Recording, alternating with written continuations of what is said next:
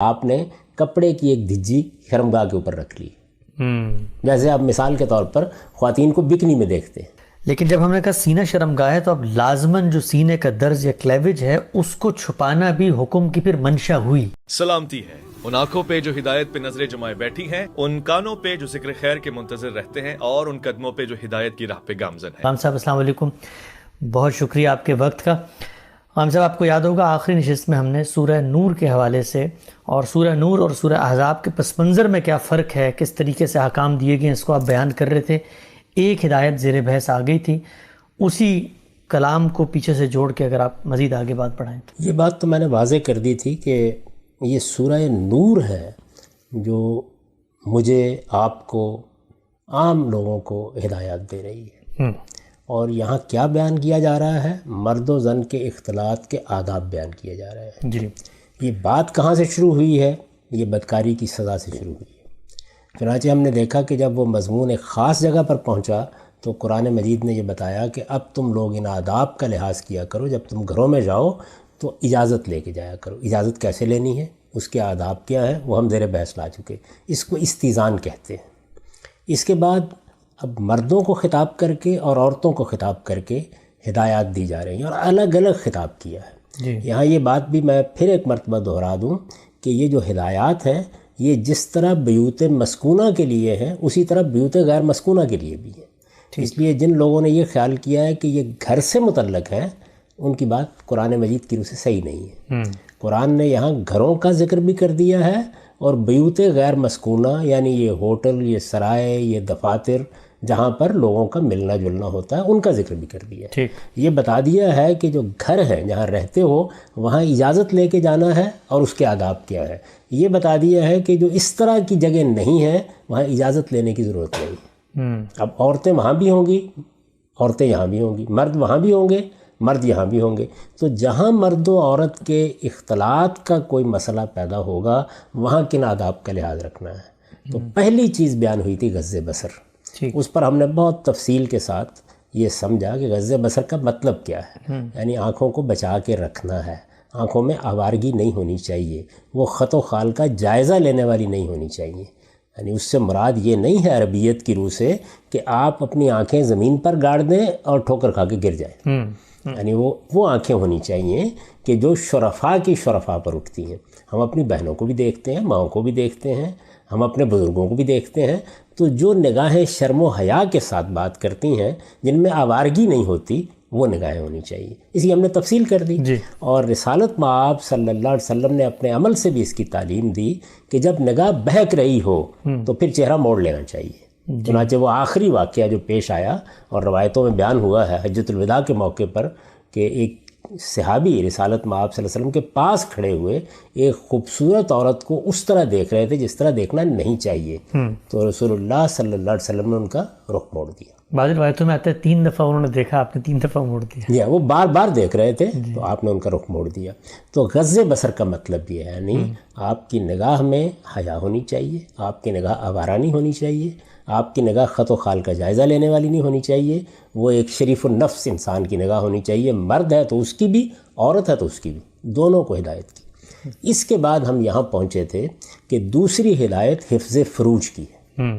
چنانچہ اب ہم قرآن مجید میں اس مقام کو بھی دیکھ لیتے ہیں جہاں یہ چیز زیر بحث ہوئی ہے۔ جی، آپ کو یاد ہوگا کہ اس میں بات شروع یہاں سے ہوئی تھی کہ اے پیغمبر اپنے ماننے والوں کو ہدایت کرو، کل للمومنین یغضوا من ابصارہم ویحفظوا فروجہم، یعنی مومن مردوں کو، اچھا پہلے مردوں کا ذکر، پہلے ان کو خطاب کیا، اے پیغمبر اپنے ماننے والوں کو، اس میں مومنین کا لفظ ہے، اور چونکہ مومنین کے مقابل میں مومنات آیا ہے آگے، تو اب یہ مردوں کے لیے خاص ہو گیا۔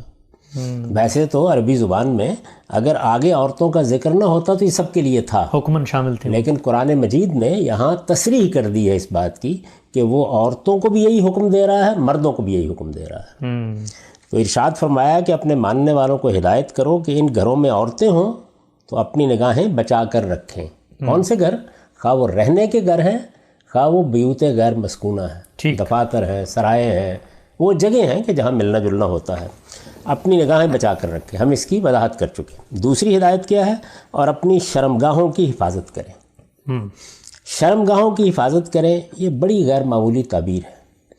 یہ بیان ہی اسی طریقے سے آگے عورتوں کے لیے بھی استعمال ہوئی ہے. اچھا. تو یہاں فرمایا ہے کہ ذالک ازکی لکم، ذالک ازکی لہم ان اللہ خبیر بما یصنعون، یہ ان کے لیے زیادہ پاکیزہ طریقہ ہے.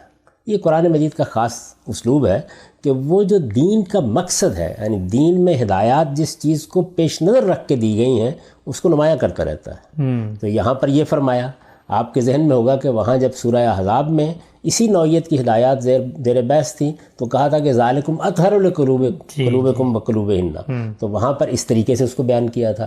اسی طرح ازواج مطہرات کو یہ کہا تھا کہ پروردگار کیا چاہتے ہیں، یطہرکم تطہیرا، وہ تمہیں پاکیزہ دیکھنا چاہتے ہیں.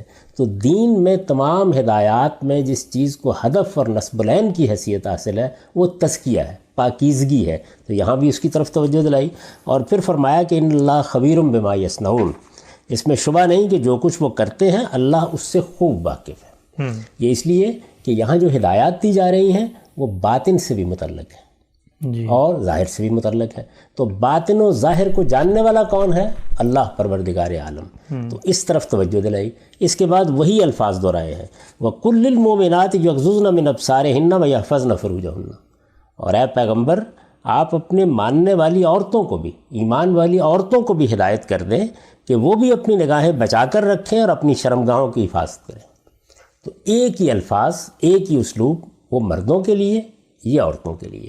اب اس میں یہ سمجھیے، غض بصر کو تو ہم سمجھ چکے ہیں، اس میں اب یہ سمجھنے کی ضرورت ہے کہ حفظ فروج سے کیا مراد ہے. قرآن مجید میں یہ تعبیر اگر آپ دیکھیں تو ایک تو اس جگہ آئی ہے، مردوں اور عورتوں دونوں کے لیے آئی ہے.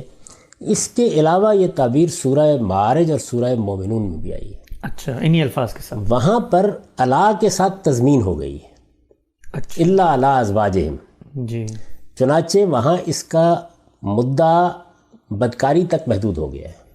اچھا. لیکن یہاں پر بھی اور سورہ احزاب میں بھی جہاں الحافظات الحافظون کے ساتھ لفروجہم کے الفاظ آئے ہیں، تو دونوں جگہوں پر اگر آپ دیکھیں، نور میں بھی اور احزاب میں بھی، تو یہ اب محض بدکاری سے بچنے کے معنی میں نہیں رہی. یعنی سیاق نے اس کے اندر بڑی وسعت پیدا کر دی ہے، گویا وہ مفہوم پیدا کر دیا ہے جس کو آپ ستر سے تعبیر کرتے ہیں. چیزوں کو چھپانا، نگاہوں سے بچانا، یعنی یہ پہلو اس کے اندر پیدا ہو گیا ہے. حفظ کا پہلو، حفاظت کرو اپنی شرمگاہوں کی. اب شرمگاہوں کی حفاظت کرو کہ جب آپ الفاظ کہیں گے تو عربیت کی روح سے اب یہ مطلب اس کا نہیں ہوگا کہ آپ نے کپڑے کی ایک دھجی شرمگاہ کے اوپر رکھ لی، جیسے آپ مثال کے طور پر خواتین کو بکنی میں دیکھتے ہیں. جی. یعنی یہ اب مطلب ہو نہیں سکتا اس کا. اس لیے کہ اب یہ تعبیر محض شرمگاہ کو ڈھانپنے کی نہیں ہے بلکہ اس کی حفاظت کی ہے. تو جو حفظ فروج ہے اس کا مطلب کیا ہے اور اس کا اطلاق کیسے ہوگا، تو اس کو اب دیکھنا چاہیے. اس کے معنی اب یہ ہے کہ آپ کے باطن میں، سب سے پہلے تو ظاہر ہے کہ اللہ تعالیٰ کا معاملہ ہے، آپ کے باطن میں بدکاری کی طرف میلان نہ ہو. حفاظت کہاں کریں گے، پہرا کہاں لگائیں گے؟ سب سے پہلے باطن میں لگے، یعنی دل پہ پہرا لگے، مردوں کے بھی اور عورتوں کے بھی. اندر کوئی میلان پیدا نہیں ہونا چاہیے، آپ کے بدکاری کی طرف کوئی رجحان نہیں پیدا ہونا چاہیے. مرد عورتوں سے مل رہے ہیں، عورتیں مردوں سے مل رہی ہیں، دونوں کو ہدایت کی جا رہی ہے کہ حفظ فروج، اندیشے کی جگہوں کی حفاظت کرو. یہ حفاظت کے الفاظ ہی نے یہ مدعا اس کے اندر پیدا کر دیا ہے کہ اب اپنے لباس کے بارے میں محتاط ہو جاؤ. اس لیے کہ اب افشا نہیں ہونا چاہیے. آپ حفاظت کیسے کرتے ہیں؟ باطنی لحاظ سے آپ اپنے خیالات کے اوپر پیرا بٹھاتے ہیں، پردہ لگا دیتے ہیں، اور پردہ لگا دیتے ہیں. اور ظاہر میں کیا کرتے ہیں؟ ظاہر میں آپ دوسروں سے حفاظت کرتے ہیں، لباس کا پردہ لگا، حفظ کا پہلو ہے نا. یعنی اب ظاہر ہے کہ جو آپ نے لوگوں کو کہا کہ وہ اپنی آنکھوں میں حیا پیدا کریں، تو آنکھوں کے بہکنے کے مواقع سے شرمگاہوں کی حفاظت کریں. یہ دوسری بات یہ ہو گئی.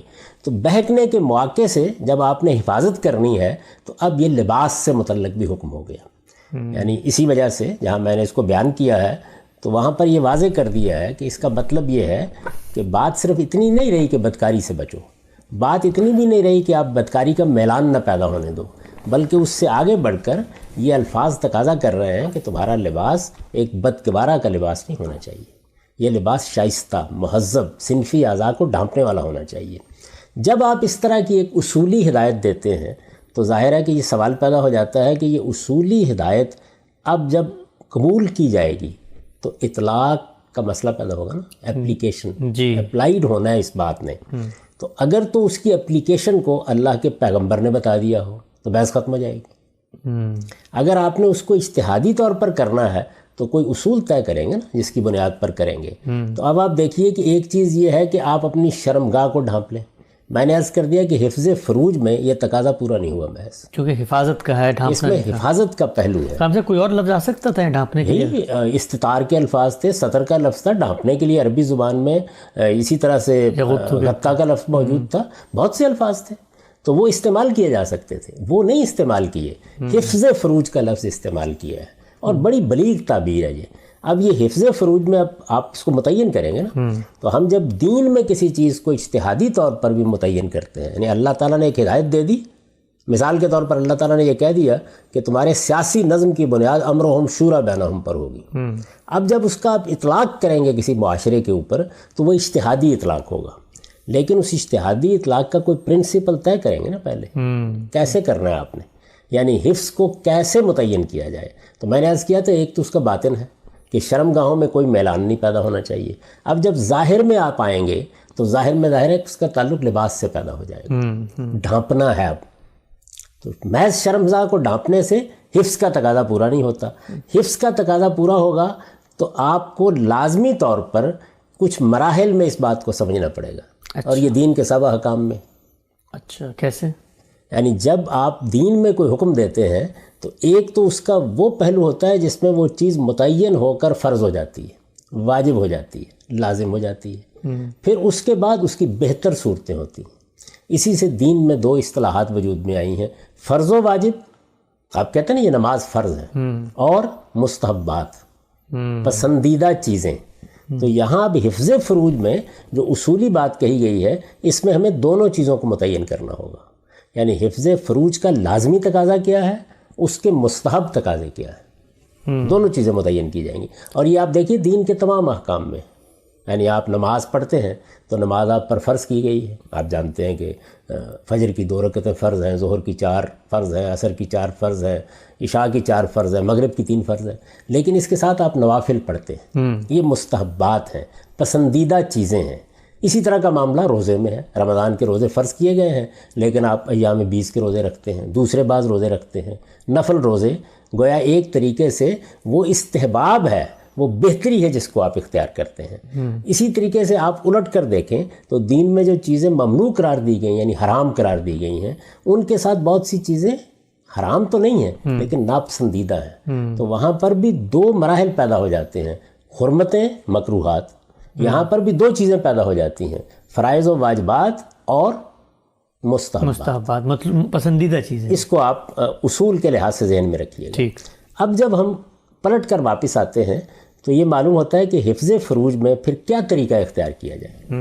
تو آپ دیکھیں ایک سادہ اصول ہے، وہ یہ ہے کہ اگر آپ کسی چیز کی طرف نگاہ کو بھی روک دینا چاہتے ہیں، یعنی ایسی رکاوٹ پیدا کر دینا چاہتے ہیں، تو اس کی متصل چیز تک اس کو چھپا لیجیے. اچھا، یعنی ایک آپ کی شرمگاہیں ہیں، ایک اس کے متصل اعضاء ہیں. ٹھیک ہے، اوپر نیچے دونوں طرف. ظاہر ہے یہی ہوگا نا. تو اب آپ پہلے آئیے مردوں کے معاملے میں. اگر آپ دیکھیے تو مردوں کے معاملے میں کیا صورتحال ہے، یعنی مردوں کی شرمگاہیں ناف سے نیچے. تو اب ناف تک اوپر پیٹ کو چھپا لیجئے، رانوں کو چھپا لیجئے گھٹنوں تک. تو آپ نے کیا کیا، آپ نے صرف شرمگاہ پر کوئی جانگیا نہیں پہن لیا بلکہ اس کے ساتھ متصل اعضاء کو بھی ڈھانپ لیا. تو یہ کیا ہے، یہ حفظ ہو گیا. اچھا، ہم سے ایک مثال ذہن میں آ رہی ہے. ہم جب گھر کی حفاظت کرتے ہیں تو باؤنڈری وال بناتے ہیں، وہ گھر کے شروع سے نہیں شروع ہو رہی تھی، تھوڑے دور سے شروع ہو رہی تھی تاکہ ہمیں پتہ لگ جائے کہ یہاں سے ہماری ٹیریٹری شروع ہو رہی ہے. ہر جگہ انسانی فطرت ایسے ہی کام کرتی ہے. دیکھیے وہ جو تعبیر کی رسالت میں آپ صلی اللہ علیہ وسلم نے کہ اللہ کے محارم کے معاملے میں کیا طریقہ اختیار کرو، تو وہاں پر بھی کیا تعلیم دی کہ اگر تم بالکل چراگاہ کے کنارے پر آ جاؤ گے تو اندیشہ ہے کہ پھر دوسری طرف منہ مارو گے، تو ذرا فاصلے پر رہو. یہی وہ چیز ہے، اس کو سد ذریعہ کہا جاتا ہے. تو اب دیکھیے آپ کہ ہم نے اصول کیا قائم کیا کہ حفظ کے لیے ضروری ہے کہ آپ متصل اعضاء کو بھی ڈھانپ لیں. تو آپ مردوں کے بارے میں نے عرض کر دیا کہ ان کی شرمگاہیں کہاں ہیں، وہ متعین ہے. اس سے اوپر کیا ہے، ناف تک آپ نے پیٹ ڈانپ لیا. اس کے نیچے کیا ہے، آپ نے گھٹنوں تک رانیں ڈانپ لیں. تو یہ گویا سطر کا تقاضا پورا ہو گیا، یعنی لازمی تقاضا پورا ہو گیا. اب پلٹ کر خواتین کی طرف آ جائیے تاکہ ہم پہلے لازمی تقاضے کو سمجھ لیں. ٹھیک. ان کا معاملہ مردوں سے مختلف ہو گیا. جی. کیوں مختلف ہو گیا؟ ان کی شرمگاہیں جس جگہ مردوں کی ہیں وہاں تو ہیں ہی، ان کا سینہ بھی شرمگاہ ہے. تو اب جب آپ تینوں جگہوں کو سامنے رکھ کر آپ ان کے لیے طے کریں گے کہ حفظ کیسے ہوگا، تو آپ دیکھیے اسی اصول کا اطلاق کریں. متصل اعضاء جڑتے یعنی متصل اعضاء جو ہیں ان کو ڈانپیں گے. تو یہ یعنی جو مردوں کا معاملہ ہے وہ تو ہوگا ہی ان کے ہاں بھی، یعنی ناف سے نیچے آپ گھٹنوں تک تو آئیں گے ہی، لیکن اوپر کی شرمگاہ کا تقاضا یہ ہے کہ آپ گریبان سے لے کے ناف تک بھی آ جائیں. یعنی وہ نیچے اتصال ہے اور کچھ اوپر سے آپ شروع کریں گے، منہ تو نہیں ڈانپ دیں گے نا. جی. اچھا، اس کے ساتھ اگر آپ غور کر کے دیکھیں تو یہ بازوؤں کے اوپر کے حصے بھی جڑے ہوئے ہیں. جی. یعنی یہ بھی متصل اعضاء ہیں. عام پٹس وغیرہ ہیں. جی ہاں، یہ بھی متصل اعضاء ہیں نا. تو اب اگر عورت کے لحاظ سے آپ دیکھیں تو مردوں سے زائد کچھ اعضاء ہیں جو آپ ڈھانپیں گے. تو نتیجہ کیا نکلا؟ نتیجہ یہ نکلا کہ گریبان سے لے کر آپ کے گھٹنوں کے نیچے تک یہ عورت کا سطر ہو جائے گا. اور بازوؤں کا جو سائڈ ہے وہ بھی ظاہر ہے کہ وہ متصل ہے. جی. یعنی اصول کیا آپ نے قائم کیا مردوں کے معاملے میں کہ شرمگاہ اور اس کے متصل اعضاء، عورتوں کے بارے میں بھی اسی اصول کو اپلائی کیجیے. یعنی ان کی شرمگاہیں چونکہ ان کا سینہ بھی ہے تو اس وجہ سے اس کے متصل اعضاء.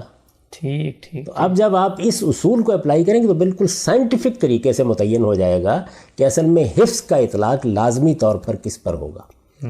آپ جب پڑھیں گے کہ ہمارے فقہا کس طریقے سے سطر کو طے کرتے ہیں تو انہیں بڑی مشکل پیش آ گئی ہے.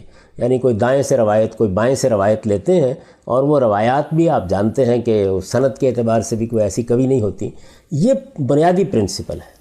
یعنی آپ کو حفظ فروج کی قرآن نے ہدایت کی ہے، یعنی شرمگاہوں کی حفاظت کرنی ہے. کس سے کرنی ہے؟ وہ جو آپ کے سامنے مرد بیٹھا ہوا ہے. اچھا، مرد نے حفاظت کرنی ہے، وہ سامنے عورت بیٹھی ہوئی جسے آپ بات کر رہے ہیں. تو جب آپ نے شرمگاہوں کی حفاظت کرنی ہے تو حفاظت کا تقاضا صرف اس سے پورا نہیں ہوتا کہ آپ شرمگاہ کو براہ راست ڈھانپ لیں، اس کے متصل اعضاء کو بھی ڈھانپیں تاکہ نگاہ کے لیے رکاوٹ پیدا ہو جائے. یعنی وہ اعضاء کہ جو دعوت دے رہے ہوتے ہیں شرمگاہ کی طرف نگاہ اٹھانے کی، وہ بھی ڈھانپ لیے جائے. اچھا، اب ڈھانپنے کو دیکھ لیجئے. یعنی ظاہر ہے کہ اگر آپ نے ڈھانپ تو لیا لیکن ایسے تنگ چست لباس سے ڈھانپ لیا کہ جو شرمگاہوں کو نمایاں کرنے والا ہے، تو آپ نے حکم کے مدعا کو الٹ دیا. جی. یعنی کپڑا تو لے لیا. اچھا، اسی طرح کوئی ایسا لباس پہن لیا جس سے جسم جھلکتا ہے، سی تھرو ہے، یعنی پتلا باریک لباس پہن لیا، تو بھی تقاضا پورا نہیں ہوا. تو اس کا مطلب یہ ہوا کہ جو لازمی تقاضے ہیں وہ کیا ہوئے حفظ فروج کے. لازمی کا مطلب یہ ہے کہ جس سے نیچے آپ نہیں جا سکتے. اگر اس سے آپ نیچے جائیں گے تو پھر اس پر بے حیائی کا یا عریانی کا اطلاق کرنا پڑے گا. یعنی پھر خدا کی ہدایت کی سری خلاف ورزی ہو جائے. یہ سری خلاف ورزی ہو جائے. یعنی گویا آپ نے فرض بھی نہیں پڑھے. فرض بھی نہیں پڑھے.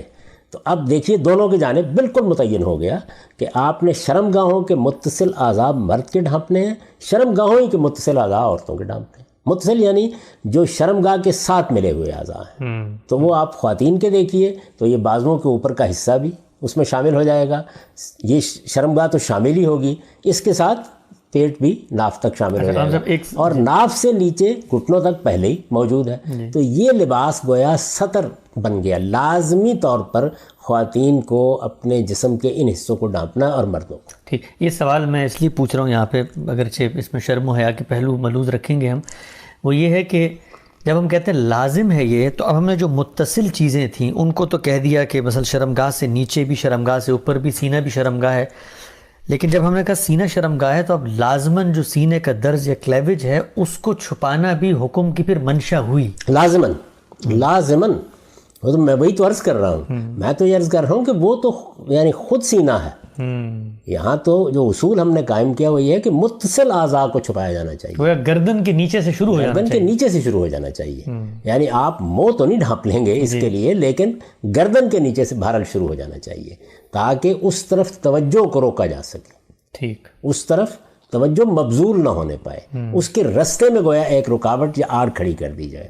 تو یہ اصول واضح ہو گیا. اصول کا اطلاق یہ ہو گیا وجوب.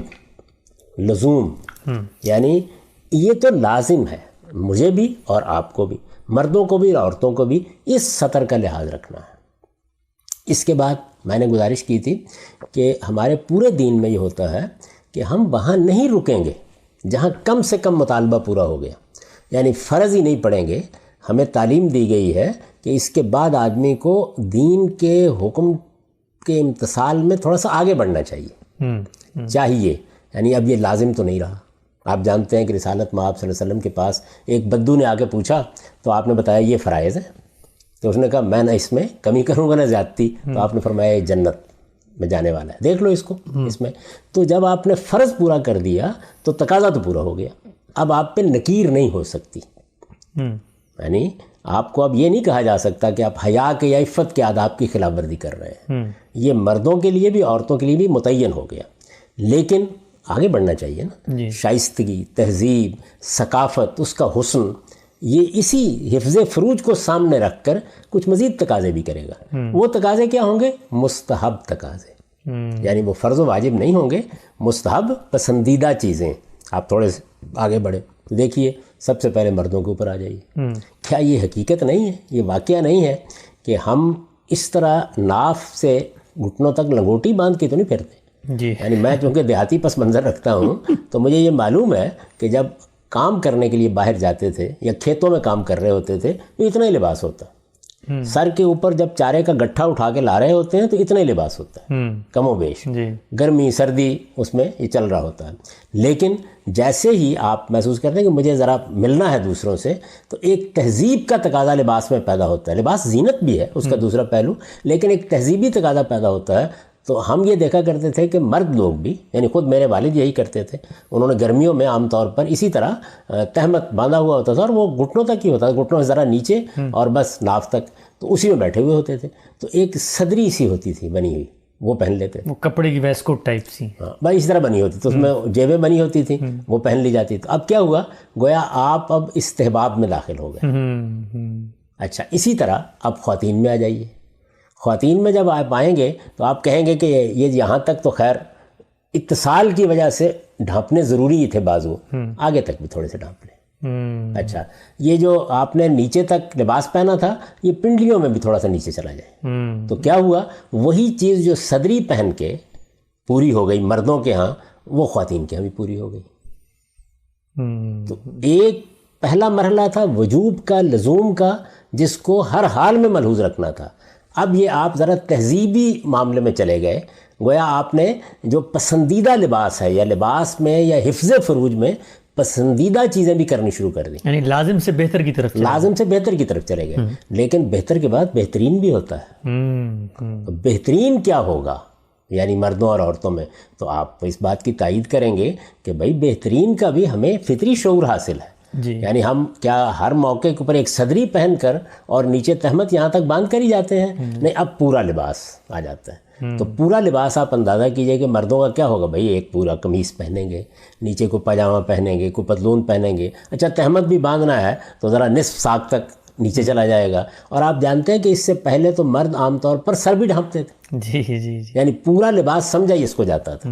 ہماری تہذیب میں آج سے 50-100 سال پہلے تک صورتحال یہ تھی کہ آپ بزرگوں کے سامنے گھر میں سر ڈھانپے بغیر بھی نہیں جاتے تھے۔ 50 سال تو اب یہ جو پورے لباس کا تصور آتا ہے، تو یہ پورے لباس کا تصور کیا ہے؟ یہ اب زینت بھی اپنے اندر رکھتا ہے اور استحباب کا پہلو بھی رکھتا ہے۔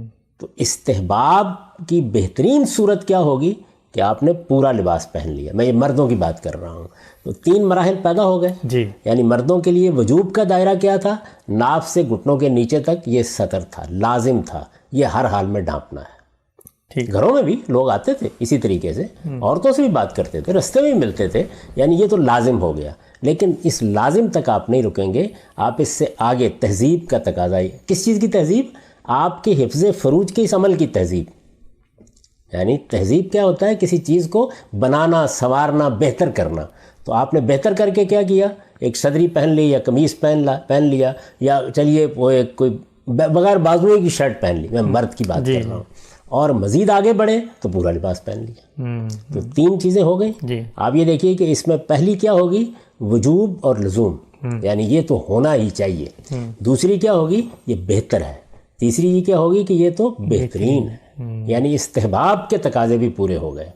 تو اس سے گویا جو ہماری تہذیب حیا پر مبنی تہذیب ہے اس کے تینوں مراحل مکمل ہو گئے. حیا اور عفت کے جو بنیادی تصورات ہیں ہمیں دیے گئے ہیں، یہ اس کا ظہور ہوا ہے نا. حفظ فروج کو ہم نے پہلے لزوم تک سمجھا، پھر اس کے استحباب کے دائرے بھی متعین کر لیے. اب خواتین پر آ جائیے، تو خواتین کے ساتھ بھی بالکل یہی ہوتا ہے.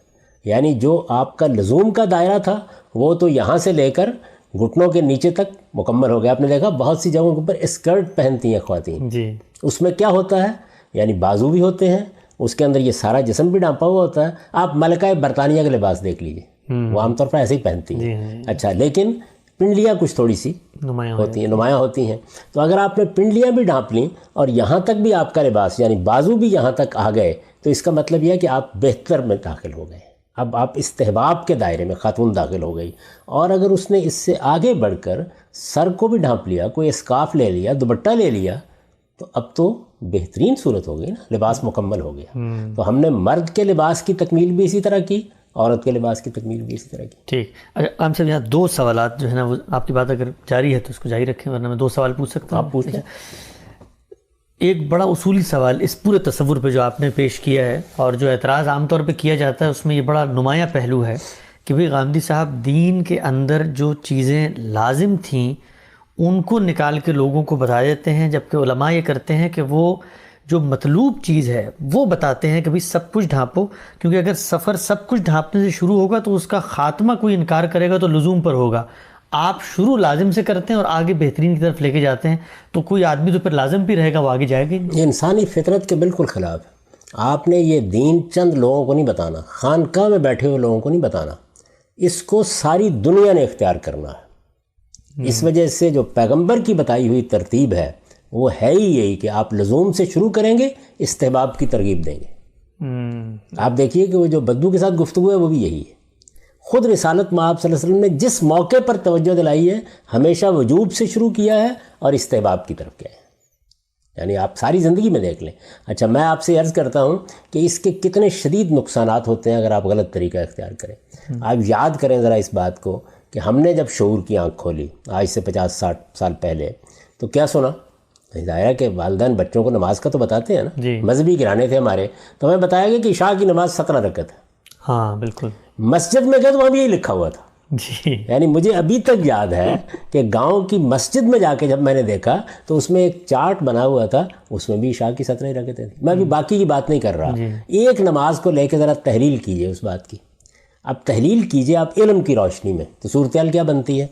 یعنی عشاء کی نماز سے پہلے جو 4 سنتیں بیان کی جاتی ہیں ان کا کوئی وجود ہی نہیں ہے سرے سے. اچھا. نہ کبھی رسالت مآب صلی اللہ علیہ وسلم نے یہ پڑھی. پورے ذخیرے کو آپ اٹھا کے دیکھ لیجئے آپ کی سیرت کا. یہ میں پہلے عرض کرتا ہوں کہ سنت کیا ہے، یہ وہ نوافل ہیں جو حضور نے پڑھے یا پڑھنے کی ترغیب دی.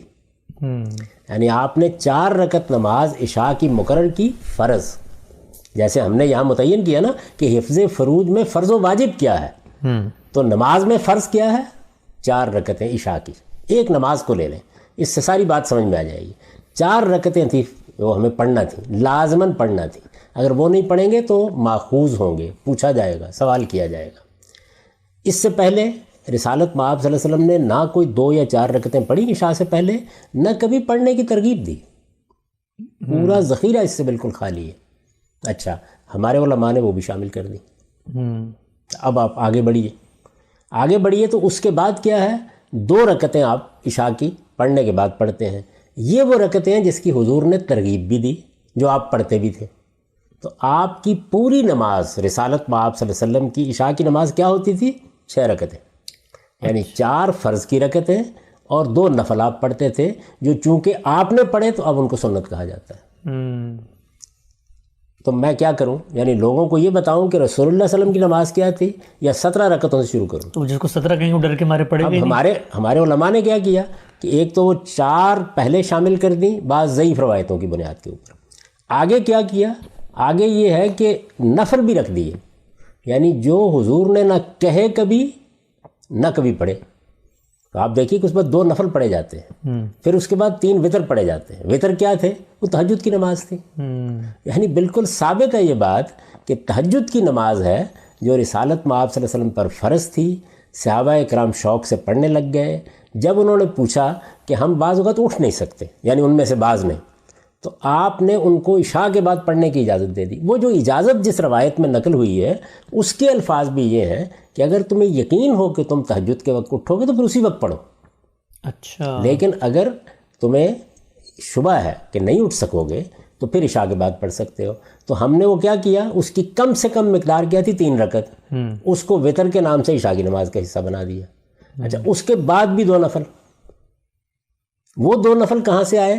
رسالت میں آپ صلی اللہ علیہ وسلم پر چونکہ تہجد کی نماز فرض تھی تو کبھی آپ ایسا کرتے تھے کہ اس کے بعد جیسے مغرب کے بعد آپ 2 رکعتیں نفل پڑھتے ہیں تو اپنی فرض نماز کے بعد بھی 2 رکعتیں پڑھتے تھے، اچھا، جس میں 13 رکعتوں کا ذکر سیدہ عائشہ کی روایت میں آ گیا، وہ اسی طرح بنتی ہیں۔ تو وہ 2 نفل بھی ہم نے شامل کر لی۔ تو نتیجہ کیا ہوا کہ اب 17 رکعتوں سے ہم بات شروع کرتے ہیں، یعنی نہ بچہ سننے کے لیے تیار ہوتا ہے نہ بڑا سننے کے لیے تیار ہوتا ہے، بس پھر یہی ہے کہ چند خانقاہی مزاج کے لوگ جو ہے وہ نماز پڑھنا شروع کر دیتے ہیں۔ تو میں جب پہلی مرتبہ عالم عرب میں گیا تو مجھے یہ احساس ہوا کہ وہاں تو بہت لوگ نماز پڑھتے ہیں۔ وجہ کیا ہے؟ وجہ یہ کہ انہیں یہ معلوم ہے کہ لازمی نماز کون سی ہے، نفل نماز کون سی ہے، رسالت میں آپ صلی اللہ علیہ وسلم کے نوافل کون سے ہیں۔ تو اس وجہ سے دین کے علم کا یہ تقاضا ہے کہ آپ لوگوں کو بتائیں، کیونکہ اس دین پر سب لوگوں نے عمل کرنا ہے۔ جو فرض یا واجب ہے وہ لازماً بتایا جائے کہ اختیار کرنا ہے۔ تو ہم نے یہاں متعین کر دیا کہ لباس کے بارے میں حفظ فروج کا فرض و واجب تقاضا کیا ہے، وہ پورا کریں آپ، لیکن وہ کم سے کم ہی ہے۔ اب آپ آگے ترغیب دیں گے، یعنی ایک چیز لازم ہو گئی، آگے نوافل کی کیا ہوتی ہے یا استحباب کی ترغیب دی جاتی ہے۔ دیکھو اسی میں حسن ہے، اسی میں خوبی ہے، اسی میں تہذیب کا ظہور ہے، اسی میں جو ہمیں پاکیزگی چاہیے اس پاکیزگی بھی تو بڑھانا ہے نا اس کو۔ تو یہ جو دوسرے پہلو ہیں اس کا نتیجہ کہ آپ کا مخاطب ریلیکس ہو گیا جی، یعنی اگر آپ نے اس کو پہلے ہی مرحلے میں 17 رکعتوں سے شروع کر دیا تو وہ تو بھاگ جائے گا وہاں سے۔ آپ نے اس کو بتایا کہ یہ لازم ہے، یہ پڑھنا چاہیے، اس کے آگے یہ ہمارے لیے رسالت میں آپ صلی اللہ علیہ وسلم کا اسوہ ہے، اور پھر اس کے بعد آزادی ہے، آپ ساری رات نوافل پڑھتے رہیں۔